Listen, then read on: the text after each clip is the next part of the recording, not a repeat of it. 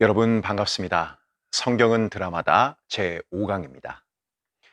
성경은 우리에게 이 세상 전체에 대한 하나의 큰 이야기를 제공해 준다는 사실이 우리 강의가 전제하고 있는 핵심적인 줄기라고 할 수 있습니다. 그런데 이야기가 구성되려면 어쨌든 시간적 흐름에 따른 과정들이 소개될 수밖에 없습니다.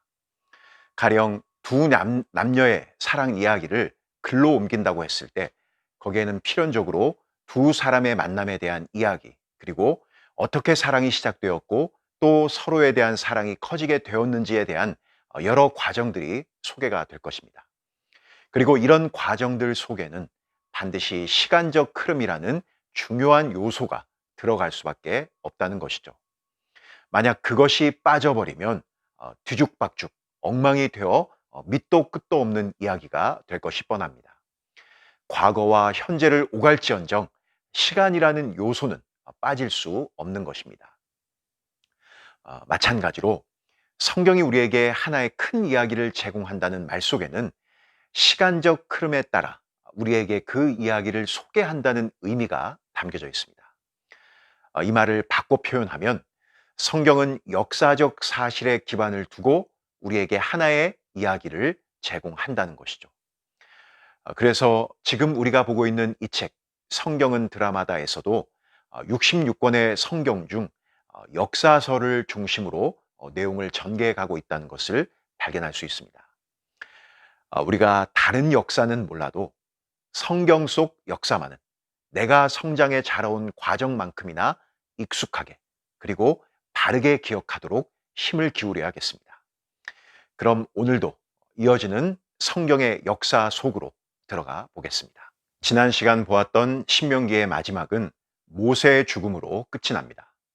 그리고 모세의 뒤를 이어 이스라엘의 지도자로 여호수아가 세워지죠. 이제 여호수아를 선두로 가나안 땅을 정복해가는 이야기가 담겨 있는 성경이 여호수아서입니다. 우리가 여기에서 다시 하나님 나라에 대한 관점으로 영점을 잡아야 하겠습니다. 왕이신 하나님께서 택하신 백성이 이제 왕이 예비해 놓으신 땅에 들어가는 것입니다. 나라를 이루기 위한 세 가지 핵심적인 요소들이 다 갖추어지게 되는 것이죠. 주권자 하나님과 그분의 백성, 그리고 그들이 살아갈 땅까지. 이제 분명한 나라로서의 골격이 갖추어집니다. 그렇다면 왜 하나님은 자신의 백성을 부르시고 가나안이라는 땅으로 그들을 옮겨 놓으셨던 것일까요? 여호수아의 내용을 확인하면서 그 답을 함께 우리가 찾아가 보겠습니다. 1948년 5월 14일, 세계는 지금껏 한 번도 경험하지 못했던 한 나라의 탄생을 지켜보게 됩니다. 바로 이스라엘이 팔레스타인 지역에 자신들의 나라를 건국한 날입니다. 수천 년을 나라 없이 흩어져 지내던 한 민족이 다시 한 곳에 정착을 하고 나라를 세운 전례는 역사에 없었기에 매우 특별한 사건이라고 할 수 있습니다. 하지만 이스라엘 민족 자신들의 역사를 되짚어 올라가다 보면 이것이 전혀 낯선 사건만은 아니라는 것을 발견하게 됩니다. 이집트에서 노예로 400년을 지내다가 해방이 되어 가나안 땅, 지금의 팔레스타인 지역에 정착해 자신들의 땅을 소유하게 된 역사가 그들에게는 이미 있었던 것이죠. 월터 브루그만이라는 신학자는 이 사건을 이렇게 표현합니다. 이 순간 이스라엘은 실로 새로운 피조물이 된다. 종이 상속자가 된다. 무력한 아이가 성숙한 후계자가 된다. 라고 말이죠. 여호수아를 통해 마주하는 이 이야기는 실로 놀랍고 엄청난 사건들의 연속이라고 표현해도 지나치지 않는 것이 사실입니다. 하지만 여호수아서는 이 역사적 사건들의 연속에서 이스라엘 백성들에게 시선을 두지 않습니다. 역사란 것이 결국은 사람에게 초점을 맞추어 나가게 되어 있습니다. 위대한 승리자이든 혹은 처절한 패배를 맛본 사람이든 사람을 중심에 두지 않은 역사의 현장을 찾아보기란 어렵다는 것이죠. 그러나 성경은 이 특별하고도 놀라운 사건들 속에서 사람에게 초점을 두지 않고 이 모든 일이 전적으로 여호와 하나님께 달려 있음을 강조하고 그분을 주목하고 있다는 사실입니다. 왜냐하면 그 땅은 바로 하나님께서 그들에게 선물로 주신 땅이요. 아브라함과 이삭과 야곱에게 하신 약속에 대한 성취이기 때문에 그렇습니다. 여기에서 잠깐 선물이 가지는 의미를 생각해 볼까요? 선물이 진정한 선물이 되기 위해서는 받는 사람의 모든 행동 여부에 상관없이 또한 받는 사람에게 어떠한 대가도 바라는 것이 없을 때 그것이 진짜 선물일 수 있습니다. 그래서 이런 선물의 의미를 설명하기에 가장 적절한 예가 부모가 자녀에게 베푸는 모습이라고 봅니다. 만약 부모가 자녀들이 한 행동대로 베풀고 선물을 준다라고 한다면 그 기준을 충족해서 선물을 받을 수 있는 자녀가 얼마나 있을까요? 하지만 자녀를 그렇게 대하는 부모는 없습니다. 말썽 피우고 말을 제대로 듣지 않아 눈물 쏙 빼도록 혼을 내다가도 때가 되면 밥을 차려 먹이고 필요한 옷, 갖고 싶고 먹고 싶은 것을 잊지 않고 챙겨줍니다. 그래서 우리는 이것을 부모님의 은혜라고 부르는 것이죠. 하나님이 이스라엘 백성들에게 베푸신 그 땅이 선물인 이유도 마찬가지입니다. 이스라엘 백성들이 행한 대로라면 그들은 결코 가나안 땅을 밟을 수조차 없었을 것입니다. 그러나 하나님이 그들에게 은혜를 베풀어 주셔서 선물로 그 땅을 주신 것이죠. 그래서 성경은 선물과 은혜를 동일한 개념으로 보고 있습니다. 너희는 그 은혜에 의하여 믿음으로 말미암아 구원을 받았으니 이것은 너희에게서 난 것이 아니요 하나님의 선물이라. 에베소서 2장 8절은 이렇게 말합니다. 마찬가지로 하나님께서 아브라함과 이삭과 야곱에게 하신 약속을 지킨 이유도 이스라엘 백성들이 하는 짓이 이쁘고 말을 잘 들어서가 아니라 하나님이 여전히 그들에게 은혜를 거두지 않으시는 하나님의 신실하심 때문이라는 사실입니다. 여호수아의 내용은 크게 정복과 분배라는 두 단어로 압축할 수 있습니다. 어떤 도시 하나를 정복하고 끝나는 내용이 아니기 때문에 꽤 오랜 시간 정복을 위한 전쟁은 이어집니다. 여호수아 14장 10절에서 갈렙이 자신의 나이를 밝힌 시점을 기준으로 잡아도 이스라엘 백성들이 가나안 땅에 들어와 정복 전쟁을 벌인 시기가 7년이 더 된다는 것을 알 수 있습니다. 여호수아는 그 땅을 탐지할 정탐꾼을 보내면서 정복을 준비합니다. 정탐꾼들의 보고는 40년 전 모세가 가데스 바네아에서 보냈던 정탐꾼들의 보고와는 전혀 다른 것이었죠. 그들에게 어떠한 두려움도 없이 하나님의 명성이 그 땅에 퍼져 있음을 분명히 확인하고 돌아옵니다. 이제 드디어 그들은 새 본향을 향해 그들 앞에 놓인 요단강을 건너게 됩니다. 여호수아 3장에서부터 8장까지를 한 호흡으로 보게 되면 여호수아가 누구에게 초점을 두고 모든 이야기를 풀어가고 있는지가 더욱 명확하게 드러납니다. 가나안 땅을 향하는 맨 선봉에 여호와의 언약궤가 섭니다. 그 언약궤가 요단강을 가르고 그 뒤를 이스라엘 백성들이 따라 가나안 땅에 들어섭니다. 그렇게 가나안 땅에 입성해 그들이 맨 처음 행한 일이 무엇이었죠? 돌 12를 골라 기념비를 세우는 일이었습니다. 이것은 다름이 아니라 이스라엘 자손들로 하여금 이 강을 건너게 하신 분이 여호와 하나님이심을 기억하도록 하기 위함이었던 것이죠. 이렇게 강을 건넌 소식이 가나안 땅 전역에 퍼지게 되자 모든 왕들이 잔뜩 겁에 질려 움츠러들게 됩니다. 그런데 이때 이스라엘 백성들이 무슨 행동을 취하는지 여러분 기억하십니까? 바로 할례를 행합니다. 남자가 할례를 받는다는 것은 곧 전투력의 상실을 의미합니다. 그 상황에서 적들이 급습을 하면 여지없이 무너질 수밖에 없습니다. 그럼에도 불구하고 할례를 행하게 하심은 이 전쟁은 이스라엘 백성들의 능력과 상태에 달려있지 않다는 것을 하나님께서 보이신 것입니다. 그래서 5장의 마지막에 칼을 든 여호와의 군대 대장이 등장을 한 것이죠. 즉, 앞으로 펼쳐질 전쟁은 여호와 하나님께서 주도하시고 완성하시는 전쟁이 될 것이란 얘기입니다. 그리고 여리고성을 정복하는 과정에서 그것을 분명히 확인하게 됩니다.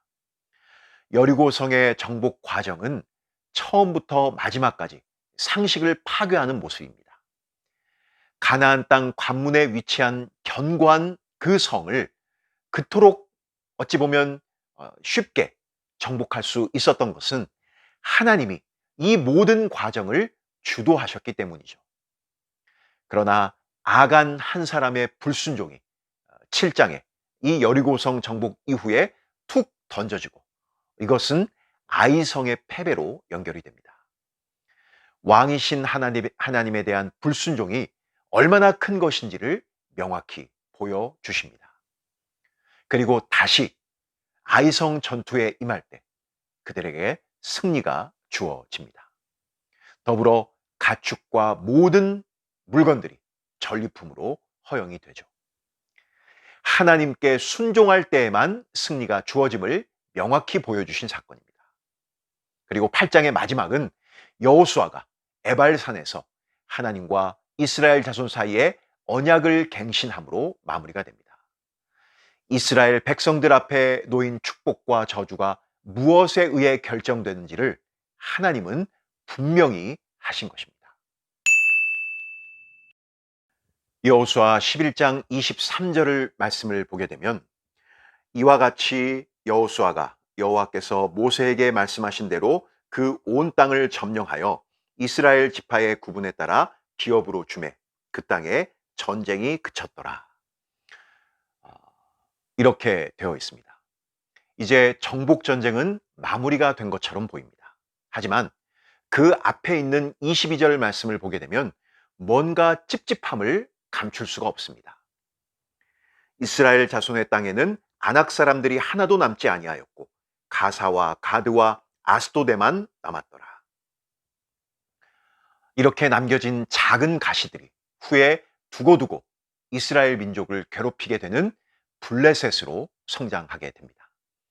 그러니까 가나안 땅을 완벽하게 정복한 것이 아니라는 얘기입니다. 그 이야기가 사사기의 시작에서도 확인이 됩니다. 그리고 이제 아직 완벽하게 정복되지 않은 그 상태에서 각 지파별로 분배가 이루어지게 되는데 그 내용이 13장에서 19장까지 소개가 됩니다. 적절한 비유가 아닐 수도 있겠지만 이렇게 표현할 수 있습니다. 가족들이 새로 살 집을 열심히 지었는데 지붕에 벽돌 한두 개 정도가 빠져 있고 집 뒤편 벽 쪽에 축구공만한 그런 공간이 덜 완성된 상태로 이사를 해서 들어가 살기 시작을 한 것입니다. 겉으로 보기에는 다 완성이 된 것처럼 보이지만 그렇다고 다 끝난 것인가요? 그렇지 않죠. 반드시 마무리를 지어야 합니다. 그렇지 않으면 후에 큰 문제가 될 수도 있습니다. 분명 가나안 땅은 하나님께서 주시겠다고 하셨고 하나님께서 앞서 대장 되셔서 승리를 주시는 땅이 맞지만 이스라엘 백성들이 그 전쟁에 직접 나아가 싸워야 하는, 마무리 지어야 하는 일이 반드시 동반되어져야 했던 것입니다. 미완의 완성을 거둔 이스라엘 백성들은 이제 여호수아가 죽기 직전 다시 하나님과 언약식을 체결합니다. 이제 선물로 받은 이 땅에서 그들이 남은 가나안 족속을 몰아내고 복된 삶을 살아가는 중요한 열쇠가 어떻게 그분을 사랑하고 그분을 순종하는지에 달려 있다는 것을 확인한 겁니다. 그래서 그들은 결코 이방신을 따르지 않고 오직 여호와만을 섬기기로 맹세함으로 언약을 갱신하게 되죠. 그럼으로써 하나님께서 이들을 통해 이루고자 하는 목적이 있다면 바로 모든 민족의 빛으로 살아가기를 원하신 것입니다. 다시 말해 하나님이 어떠한 분이시고 어떠한 목적으로 이 창조 세계를 통치해 가시는지를 보이는 샘플로 이스라엘 백성들이 가나안 땅에 서 있다는 것이죠. 하나님이 아브라함이라는 한 사람을 부르신 것도 그를 통해 하나님을 믿는 믿음이 무엇인지를 보이시려고 하나의 샘플로 세우셨던 것처럼 이제 이스라엘 백성은 두 번째 에덴과도 같은 가나안 땅에서 하나님이 처음 창조하신 그 선하심과 아름다우심을 드러내 보이도록 세우신 하나의 샘플이라고 할 수 있습니다. 이것이 바로 여호수아서를 시작하며 던졌던 질문. 하나님께서 그들을 가나안 땅에 옮겨 놓으신 의도요, 목적이라고 할 수 있죠. 여호수아서를 마치기 전에 우리 책에도 중요하게 언급된 부분을 한번 다루고 마치겠습니다. 바로 가나안 민족을 남녀노소를 막론하고 심지어 가축까지도 전부 죽이도록 하신 것이 과연 정당한 일이었을까 하는 부분입니다.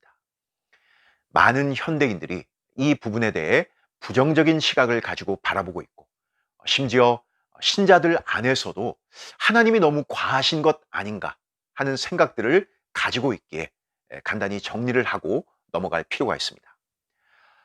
먼저 여기 여호수아서에서 하나님께서 하신 명령은 유일무이한 단회적인 명령이라는 사실을 기억할 필요가 있습니다.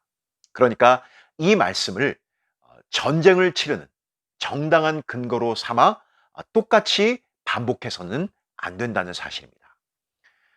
중세시대 십자군이 이 말씀을 잘못 적용한 대표적 사례라고 할 수 있습니다.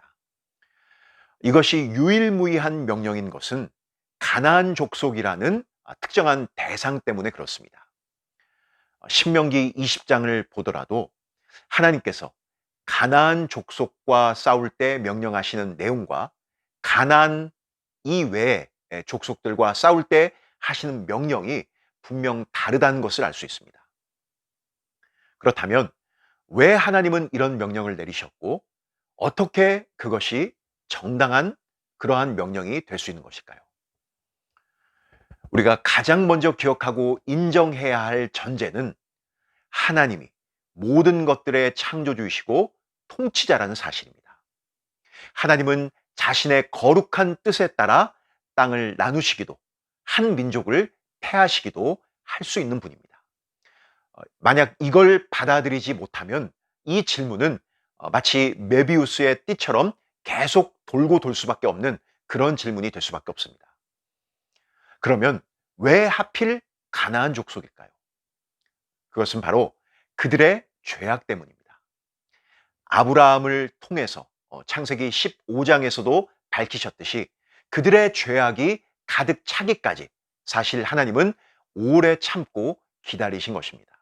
그리고 마침내 때가 되어 하나님의 심판이 그 땅에 임하신 것이죠. 그 심판을 이스라엘 백성이라는 도구를 통해서 행하신 것입니다. 하지만 여기에서 또 한 가지 우리가 기억할 사실은 모든 가나안 족속이 전부 심판을 통한 멸망으로 나아가지는 않았다는 사실입니다. 기생 라합과 그의 가족이 구원을 받게 되었고 이스라엘 민족을 속였을지라도 기브온 주민들이 언약을 맺어 구원의 자리로 나아간 사실을 성경이 분명히 밝히고 있습니다. 그래서 오늘날 속된 말로 인종 청소를 하나님이 가나안 땅에 명하신 것이 결코 아니라는 것입니다. 하나님은 심판 중에도 은혜와 긍휼을 베풀어 가나안 족속 가운데에서도 구원을 베푸셨다는 사실이죠. 심지어 그 가나안 여인의 후손으로 예수 그리스도께서 나셨다는 사실을 우리는 결코 잊지 말아야 하겠습니다.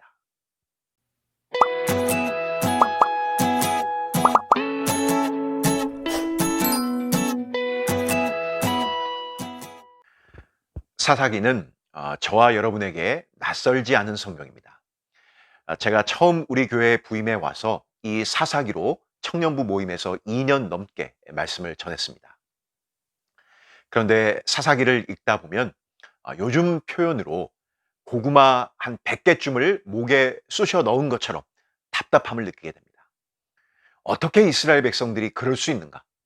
도대체 왜 저들은 그렇게밖에 행동할 수 없는가? 그런 생각들을 갖게 하는 것이죠.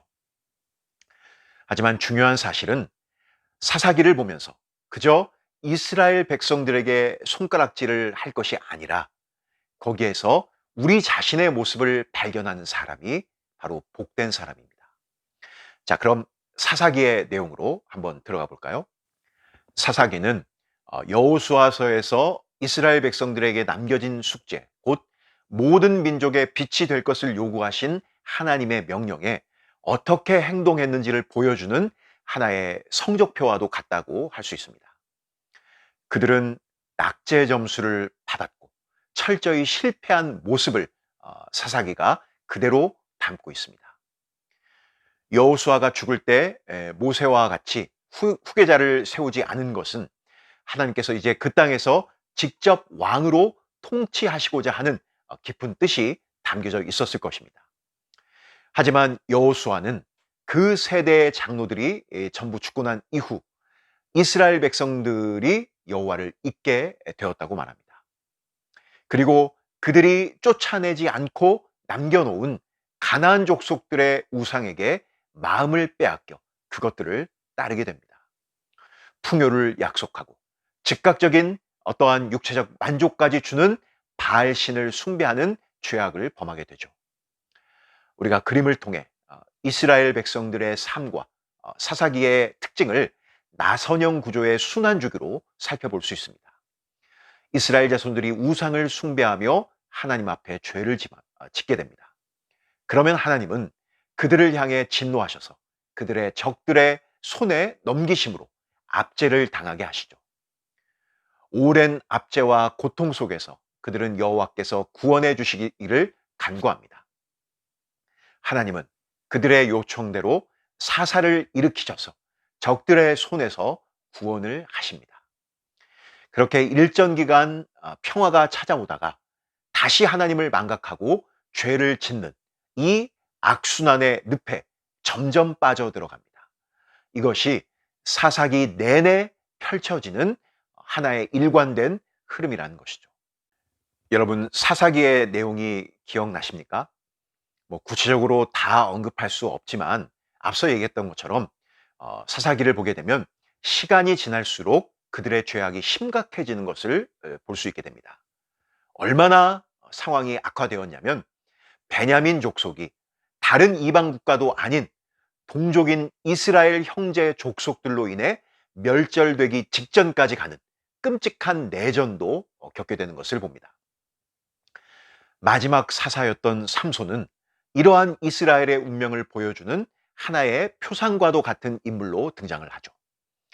마땅히 나실인으로 구별된 하나님의 사람으로서 사사의 역할을 감당해야 할 그가 이방 여인에게 마음을 빼앗겨 머리카락이 잘려 눈이 뽑히고 감옥에 던져져 죽기 직전 이방 신전을 무너뜨리고 죽음을 맞게 되는 그 모습은 이스라엘이 처한 그러한 모습과도 같다는 것입니다.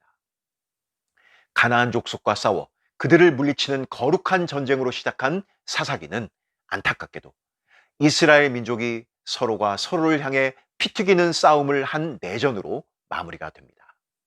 그러면서 사사기는 이스라엘의 왕이 없으므로 사람이 각기 자기 소견에 오른 대로 행하였더라 라는 이 고백으로 마무리를 짓습니다. 이것은 하나님을 떠난 이스라엘 민족의 죄악을 한마디로 요약한 표현이면서 동시에 앞으로 이스라엘이 맞이할 새로운 전환을 예고하는 그러한 표현이기도 합니다. 시대를 불문하고 진지하게 인생을 바라본 사람들은 공통적으로 사람은 왜 사는가? 무엇 때문에 사는가? 이런 질문을 항상 던져왔습니다. 우리가 살기 위해서는 밥을 먹어야 하지만 밥을 먹기 위해 사는 삶은 비참합니다. 특별히 끝이 보이지 않는 코로나19라는 긴 터널을 통과하며 우리의 생존에 대해 그리고 진로에 대해 여러 다양한 고민을 갖는 것은 어쩌면 당연하고 정당한 고민이 될 것입니다. 그러나 그 고민이 우리의 궁극적인 삶의 이유가 되어서는 안 됩니다. 신자는 살아가는 것 자체에 가치를 둔 사람이 아니라 왜 살아야 하는지에 대해 더 큰 가치를 두고 살아가야 하는 사람이기 때문에 그렇습니다. 오늘 여호수아와 사사기를 통해 우리가 발견할 수 있는 것은 하나님의 목적은 그저 그 땅에서 살아가라고 그들을 가나안 땅에 옮겨 놓으시지 않으셨다는 사실입니다. 그들을 향한 하나님의 목적이 있었습니다. 여전히 은혜를 베푸시며 선물로 그 땅을 주신 이유가 분명 있었다는 것이죠. 이것은 오늘 우리들에게도 동일하게 적용되는 사실입니다. 우리는 하나님의 은혜 없이는 살아갈 수 없는 사람입니다. 그런데 왜 하나님은 우리에게 여전히 은혜를 베푸시는 것일까요? 그저 먹고 살 걱정 없이 살아가라고 베푸시는 은혜일까요? 여호수아가 어떻게 시작되었고 사사기는 어떻게 마무리되었는지를 통해서 우리가 이 부분을 깊이 생각해 볼 수 있어야겠습니다. 오늘 강의는 여기까지입니다. 그럼 저는 다음 시간에 여러분과 다시 만나도록 하겠습니다. 한 주간도 오늘 우리에게 주신 이 말씀들을 기억하면서 주 안에서 승리하는 우리 모든 청년들 되기를 바랍니다. 감사합니다.